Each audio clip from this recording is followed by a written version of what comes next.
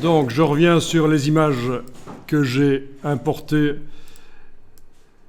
Je vais ici en copier une et aller la coller, cette fois-ci, par-dessus le texte. Voilà. Elle est flottante, elle n'est pas intégrée, elle n'est pas ancrée au texte. Donc, une possibilité, bien sûr, pour les images, c'est aussi de les mettre en habillage. Donc, l'image est superposée au texte et à partir de là, ça vaudrait la peine de faire un calque rien que pour ce genre d'image. Donc, menu fenêtre, calque. On va faire un calque qui va s'appeler image flottante. Donc peut-être que le premier calque ici, je vais double-cliquer sur le calque pour changer son nom. Je vais l'appeler body text. C'est le texte principal qui est sur ce calque. Et puis, je vais créer un autre calque en cliquant sur l'icône du signe plus. Et là, je vais l'appeler image flottante. Flottante, idiot. Voilà. Voilà. Donc, actuellement, l'image qui est sélectionnée là, qui flotte au-dessus du texte, elle est sur le calque body text. Donc, c'est comme dans Illustrator, pour transférer un élément sélectionné d'un calque à l'autre, on prend le petit carré et on le transfère d'un calque à l'autre. Et voilà. L'image est sur le calque image flottante maintenant. D'ailleurs, les vecteurs sont rouges pour vous l'indiquer, puisque c'est la couleur des vecteurs de ce calque. Et alors, vous avez l'habillage de texte, menu fenêtre, habillage de texte, où vous allez pouvoir, dans la palette habillage de texte, enclencher la deuxième icône pour que cette image repousse le texte. Donc, on voit, sans habillage, le texte est derrière. Avec habillage, le texte est repoussé. Et en cassant la chaîne ici, je vais pouvoir indiquer qu'il y a une marge d'habillage. Vous la voyez qui apparaît là, sur le dessus pour repousser le texte un peu plus, et sur le bas aussi, éventuellement, une marge d'habillage, voilà.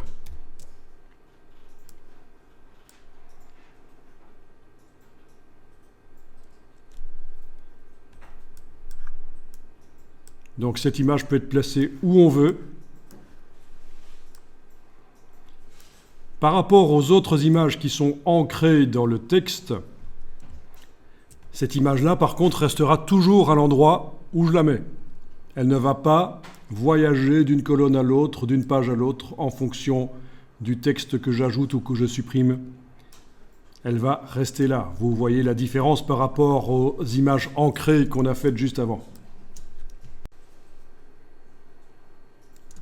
Alors, pour pouvoir faire ça sur d'autres images, il faut enregistrer le style. Mais, style de quoi? Ben oui, il n'y a pas de paragraphe ici. Elle repose pas sur un paragraphe. Ça va être un style d'objet. Bon, on va aller chercher la palette des styles d'objet. Menu fenêtre, style, style d'objet.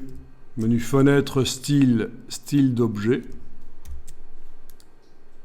En ayant l'image qui est sélectionnée, le bloc en tout cas qui contient l'image, pas l'image à l'intérieur, mais le bloc, on va demander dans la palette style d'objet de faire un nouveau style d'objet.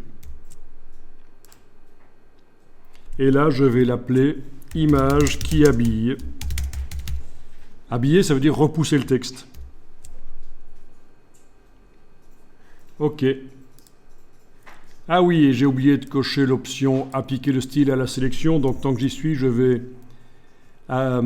attribuer à ce bloc le style qu'il vient de créer. Voilà, image qui habille.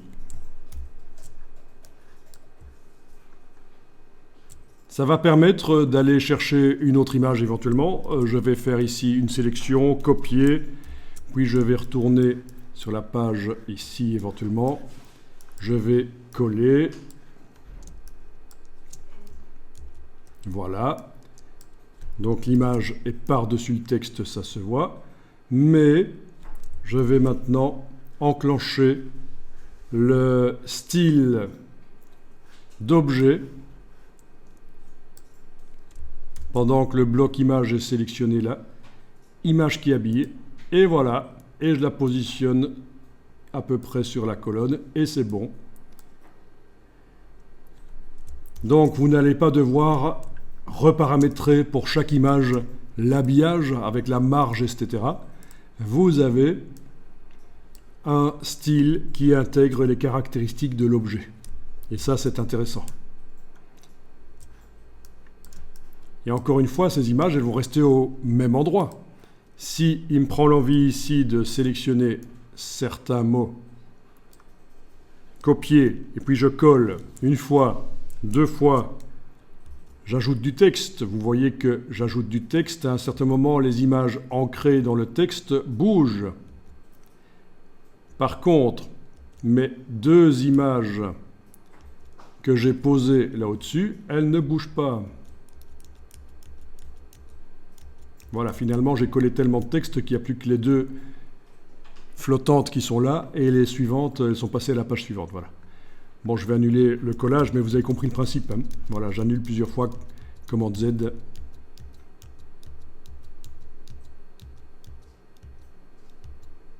Commande majuscule Z pour rétablir maintenant, parce que je suis allé trop loin en arrière. Voilà. Parfait.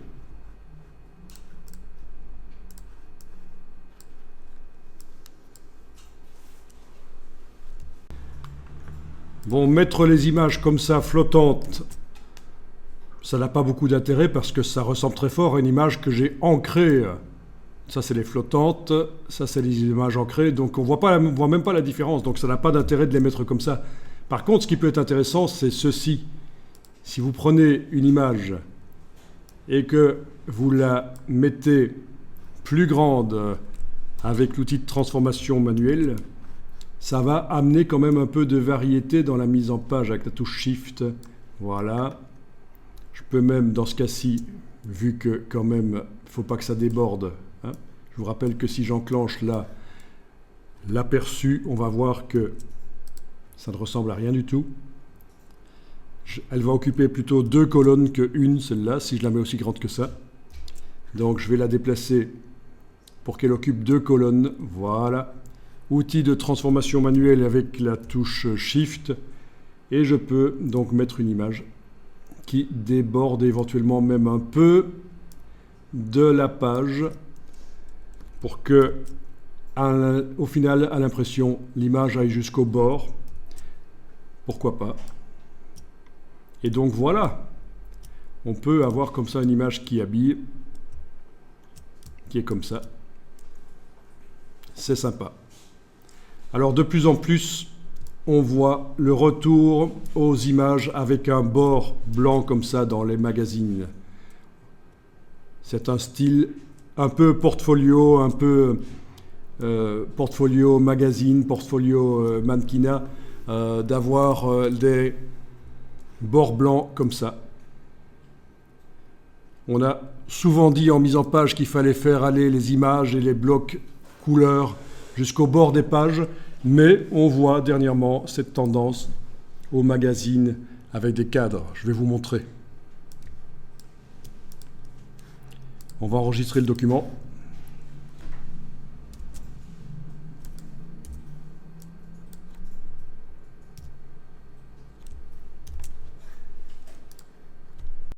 Donc ici dans Bing, j'ai juste tapé ceci, Fashion Magazine Layout. Layout, c'est la mise en page. Page Layout, ça veut dire mise en page en anglais. Et je regarde un peu. Voilà, par exemple, celle-ci. C'est vraiment au hasard. Hein. Voyons un peu ce que ça dit si je tente de l'ouvrir en grand. Ben voilà, on a justement ce dont je vous parlais, qui normalement était considéré comme des mises en page foireuses avant. Eh bien maintenant, c'est tendance de mettre un bord comme ça, de mettre l'image qui va jusqu'à la marge, mais pas jusqu'au bord de la page. Elle n'est pas en fond perdu. Elle ne continue pas au-delà un peu des limites de la page.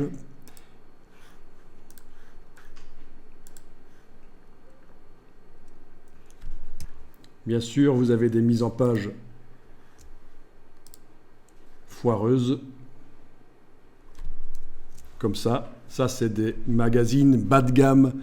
C'est la foire, pour ne pas utiliser un mot plus vulgaire. Clairement, c'est pour les ados. Mais c'est intéressant quand même. Ça peut être un style qu'on appelle le style un peu fanzine, donc magazine un peu artisanal. Et c'est vraiment l'impression qu'on a ici avec la découpe, comme si on avait découpé au ciseau, sauf que ça a été certainement fait dans Photoshop, la découpe comme ça, ou dans InDesign d'ailleurs. Et donc, attention, j'ai tendance, quand je découvre ça, à dire que c'est foireux, mais ça peut être un style pour se démarquer de la concurrence, le style un peu fanzine. Donc quand on parle du style fanzine, on fait référence aux magazines qui existaient dans les années 80, quand, avant que les ordinateurs permettent de faire de la mise en page, on faisait des découpes de photos, on tapait sur une machine à écrire, on découpait ce qu'on avait tapé, on arrangeait ça sur du papier, sur des pages, on photocopiait. Voilà, c'est le fanzine. Voilà, j'ai juste tapé fanzine ici et vous voyez un peu le genre de mise en page en fait dont on parle, très artisanal. Oui, contre-culture, justement, c'est le nom du fanzine. Tiré en très peu d'exemplaires. C'est l'idée. Et donc, de nos jours, on peut essayer de recréer ça dans InDesign pour se démarquer. C'est un genre de mise en page qui existe.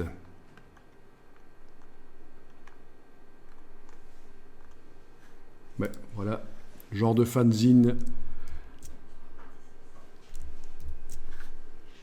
qui ressemble un peu à ce qu'on fait dans les écoles, ce qu'on faisait dans les écoles, des petites publications qu'on vendait dans la cour de récréation. Enfin, vous voyez le genre. Donc attention, quand on voit des mises en page un peu foireuses, c'est peut-être un style, et il y a peut-être une clientèle, il y a peut-être une niche de clients pour ça. Oui, ça rejoint un peu le scrapbooking, parce qu'en effet, on peut coller des choses et les photocopier. Oui. Scrapbooking, mixed media, oui. L'idée, c'est d'avoir quelque chose de naturel, artisanal, moins industriel, moins structuré que les magazines qu'on voit d'habitude. Donc voilà le genre de magazine plus traditionnel, bien qu'il y a cette nouvelle tendance de mettre des bords blancs. Et alors, ce que vous remarquez surtout, c'est l'interlignage qui est important. Même pour le corps du texte. Un interlignage très important, ce qui donne un côté aéré, agréable à lire.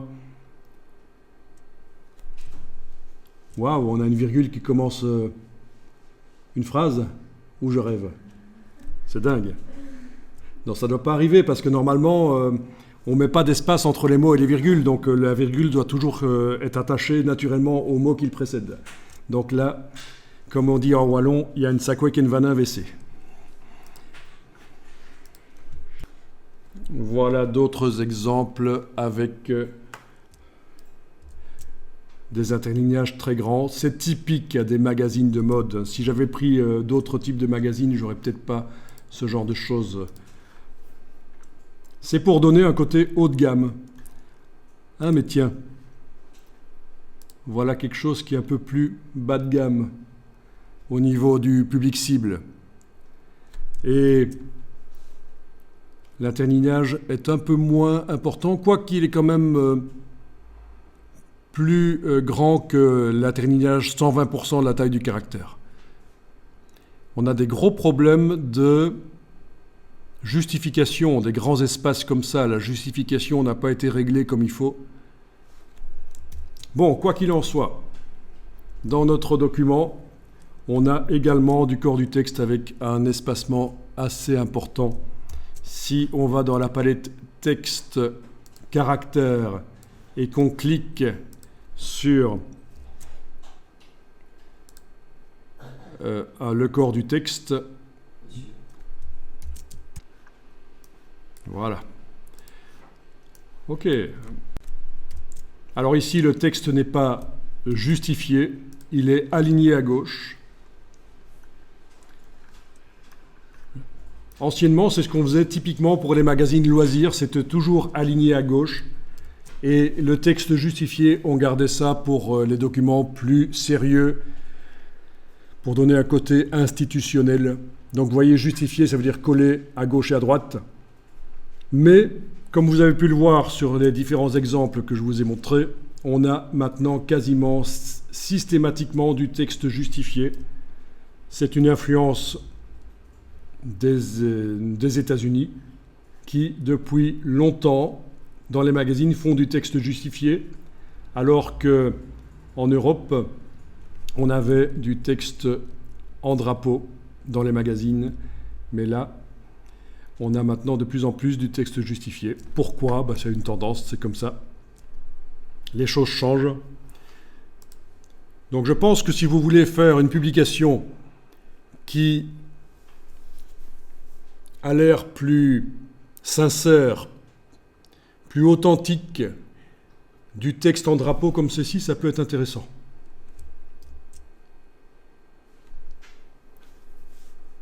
Alors que si on justifie, si on fait coller de chaque côté, ça devient rigide, ça devient plus industriel, institutionnel.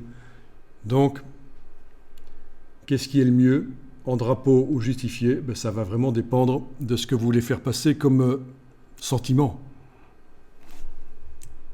Et ça se décide au moment, si on fait un magazine, ça se décide au moment où on conçoit la maquette du magazine, et ça va être valable pour quelques années jusqu'à la refonte du magazine. Ceci dit, voilà, notre document ici n'est pas un magazine, c'est un document en flux continu, mais malgré tout, voilà, les considérations de texte agréable à lire, ça peut quand même importer. Avez-vous des questions là-dessus ? Pas de questions ?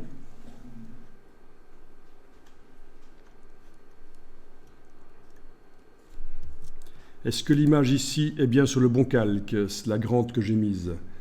Parce que je pense ne pas devoir trop vérifier si elle était arrivée sur le bon calque. C'est pas très grave, elle n'est pas sur le bon calque.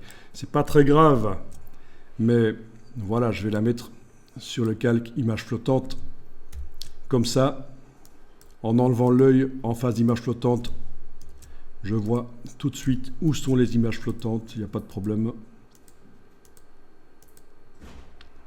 Donc c'est l'idée des calques, c'est de séparer des éléments qui sont de nature différente pour pouvoir avoir accès facilement à l'un et l'autre, facilement verrouiller un des calques pour avoir accès au reste. Voilà, c'est l'idée.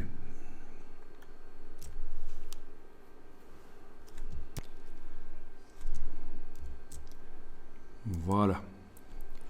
Donc, différentes manières de faire les choses, et là je vais verrouiller le calque. Non, je ne vais pas verrouiller les calques, puisque le calque ici, l'image ici est sur le calque body text. Donc je vais la copier, verrouiller le calque body text, indiquer que je travaille sur image flottante, et puis je vais aller sur une des pages suivantes, coller. Impossible de coller. OK. Vous avez vu ça ? Très intéressant. Vous avez... Faites-le. Donc en déverrouillant les deux calques, on sélectionne l'image qui est sur le calque body text, on la copie, édition copier, on verrouille body text, on indique qu'on travaille sur image flottante, on va sur la page et on veut coller l'image sur le calque image flottante et ça ne fonctionne pas, il y a un message, impossible de coller ou d'importer sur des calques verrouillés ou masqués. Il n'est pas verrouillé ou masqué. Bon, ça fonctionne chez vous, super. Je vais vous montrer pourquoi chez moi ça ne fonctionne pas.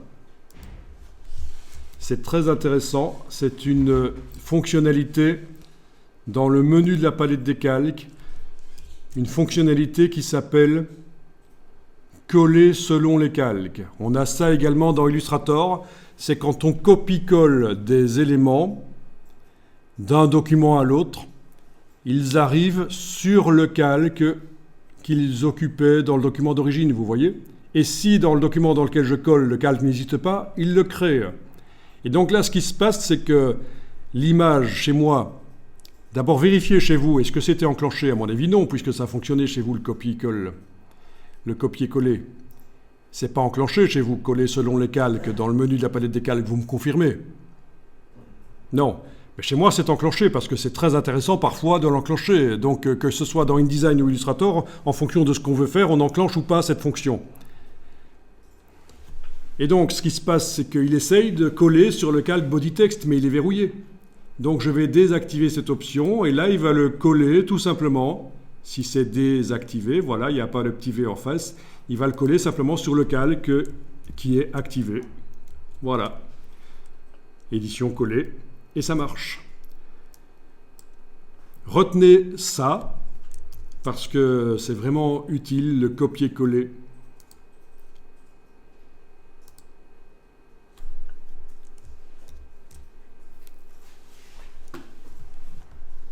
Et très utile aussi dans Illustrator. Le coller selon les calques, à enclencher ou pas, selon ce qu'on veut faire. Voilà, ici sur cette image, je vais enclencher le style d'objet que j'ai mis au point. Ok, la palette style d'objet est là. Le style d'objet, est-ce que je suis bien en train de sélectionner le bloc qui contient l'image? Oui. Image qui habille, voilà. Et je vais tenter d'agrandir cette image sur le dessus avec l'outil de transformation manuelle. Donc voilà, tout est possible. C'est peut-être pas l'image idéale pour faire ça. Voilà. Et je vais peut-être donc avec l'outil flèche noire maintenant recadrer par le bas. Voilà. Donc, si j'enclenche la visualisation aperçue, voilà ce que ça donne à l'impression. Là, l'image va jusqu'au bord de la page. Faites bien attention, il faut, quand vous faites ça, la faire déborder pour créer le fond perdu. Pour que, voilà, l'imprimeur, il va imprimer sur des feuilles, pour simplifier l'explication, des feuilles plus grandes que le format final, et puis il va couper. C'est le seul moyen d'avoir des images ou des blocs couleurs qui vont jusqu'au bord des pages. C'est de faire déborder. Il imprime un peu plus que ce qu'il faut, 3 mm en fait. Même si vous avez fait déborder de plus de 3 mm, ça va être que 3 mm qui va être imprimé en trop. Et puis il va rogner au bon format, là où il y a la ligne noire, le bord de la page. Enfin, c'est le principe du fond perdu, quoi. Vous connaissez le fond perdu, on en a déjà parlé. Faites en sorte qu'une image aille jusqu'au bord de la page comme ça. C'est bien. Jusqu'au bord et au-delà, vous voyez, le format.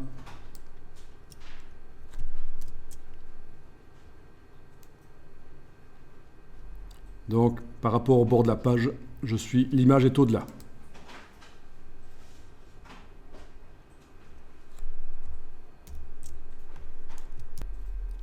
Donc, le fond perdu, qu'on appelle en anglais le bleed, c'est le principe qui est montré ici quand je fais une recherche Bing.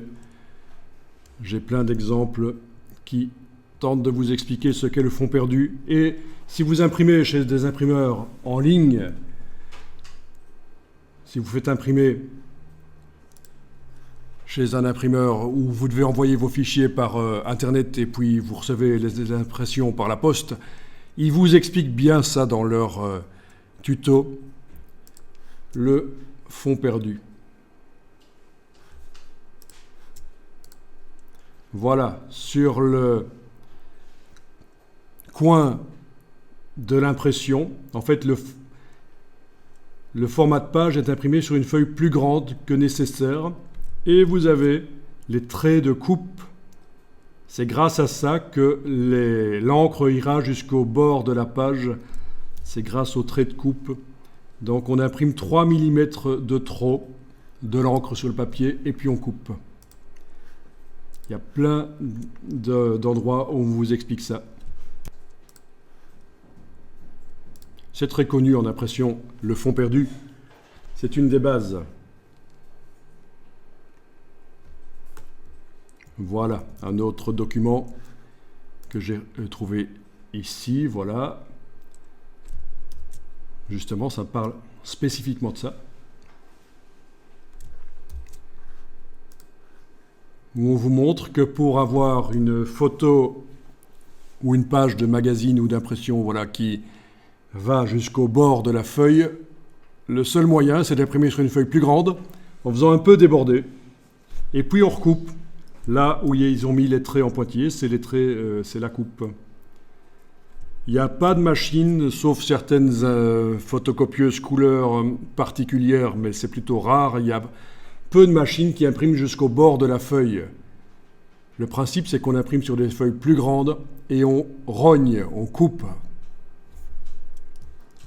On va faire l'exportation de cette page-là. Comme ça, vous allez voir. Parce qu'à l'imprimeur, on donne un PDF. Alors, cette page-là, c'est laquelle? Parce qu'il n'y a pas les numéros. On n'a pas mis de numéro dans les gabarits. C'est la 4. Ok, on va faire une exportation la 4, comme ça, vous allez comprendre. Vous êtes bien sur la 4. Vous avez bien mis la feuille, l'image qui déborde au-delà des limites de la page. Vous l'avez bien mise sur la page 4. Ok, on y va. Fichier exporter.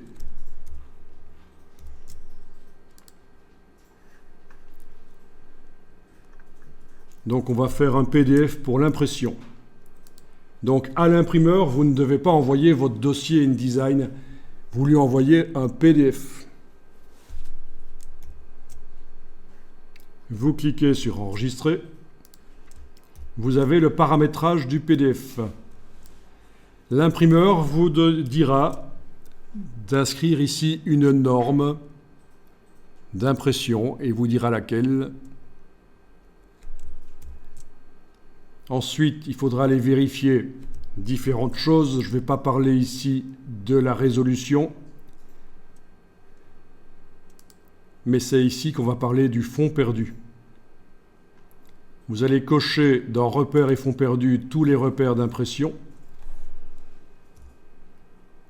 Et vous allez retrouver ce qu'on voyait là dans une des pages précédentes. Si j'essaye de retrouver ça, voilà. Les traits de coupe.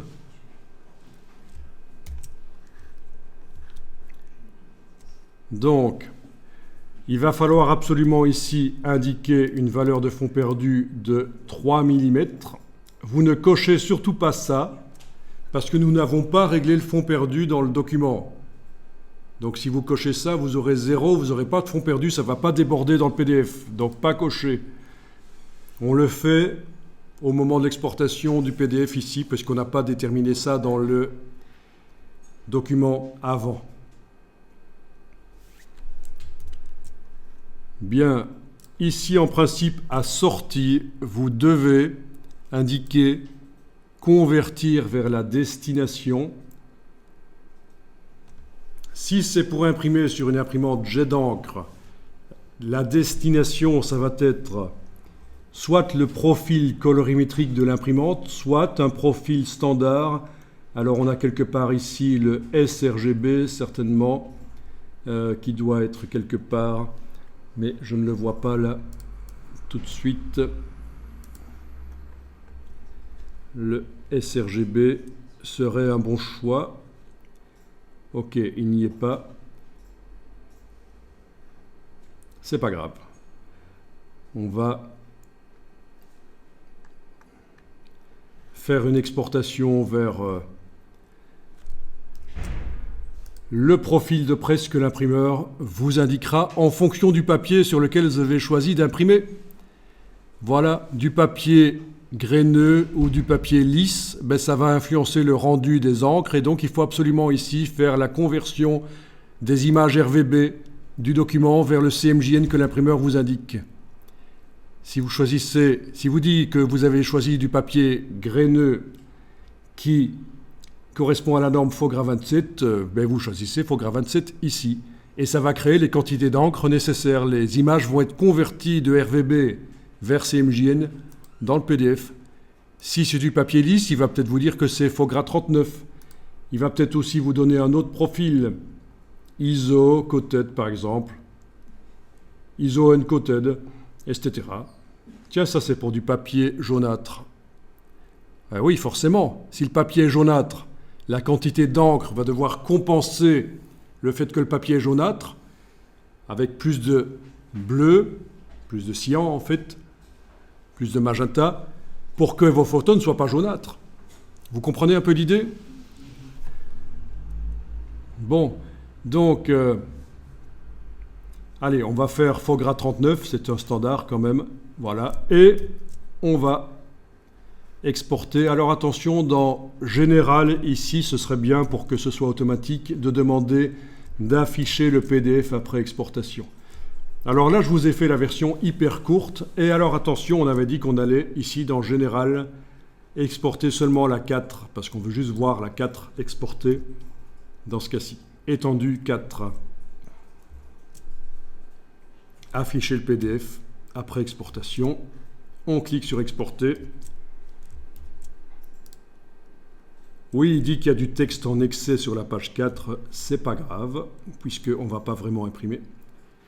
Et alors, ça va peut-être bien s'ouvrir dans Acrobat. Si votre ordinateur est réglé pour que les PDF s'ouvrent dans Acrobat quand on double-clique sur eux, ça va peut-être bien s'ouvrir dans Acrobat. Mais peut-être que ça s'ouvre dans Aperçu aussi. Le logiciel Aperçu du Mac. Ok.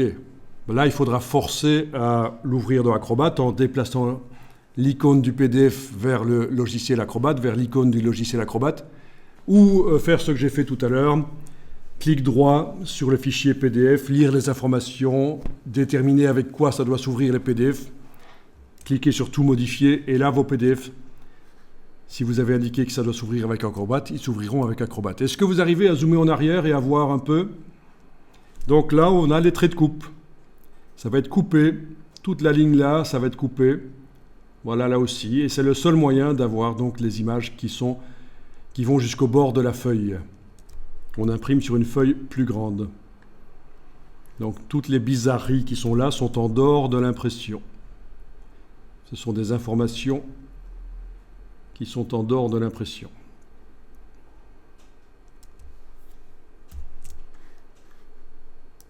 Voilà.